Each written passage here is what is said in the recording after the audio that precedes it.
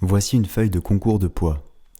Vous retrouverez les différentes informations essentielles, telles que l'ordre du concours, le dossard de l'athlète, le nom et prénom de l'athlète, la catégorie et le club. Vous avez un espace où vous pourrez inscrire la performance d'un athlète.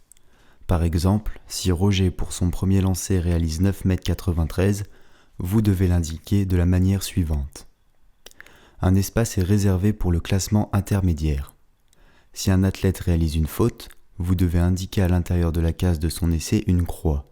Si l'athlète réalise une impasse, c'est-à-dire qu'il ne souhaite pas lancer, indiquez-le grâce à un tiret. Une fois que tous les athlètes ont réalisé leurs 3 premiers lancers, il faut réaliser un classement intermédiaire.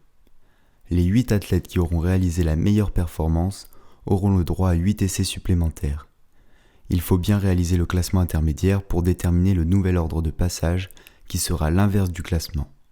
C'est-à-dire que la personne qui aura réalisé la 8e meilleure performance lancera en premier, la 7e meilleure performance en second, et ainsi de suite.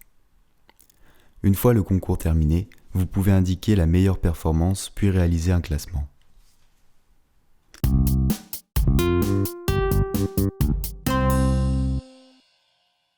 Lorsqu'il y a plus de 8 concurrents, chacun aura le droit à 3 essais et les 8 meilleurs auront le droit à 3 essais supplémentaires.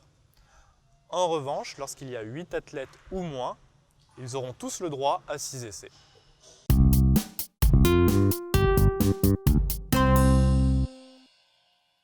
L'ordre de la feuille de concours doit être respecté. En revanche, si un athlète doit gérer une autre épreuve au même moment, il est possible d'aménager un ordre de passage en le décalant.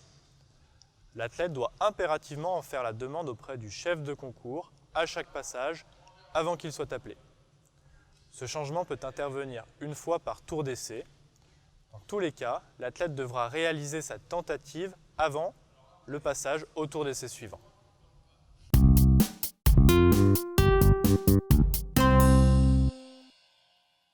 Généralement, un athlète a un nombre d'essais illimité.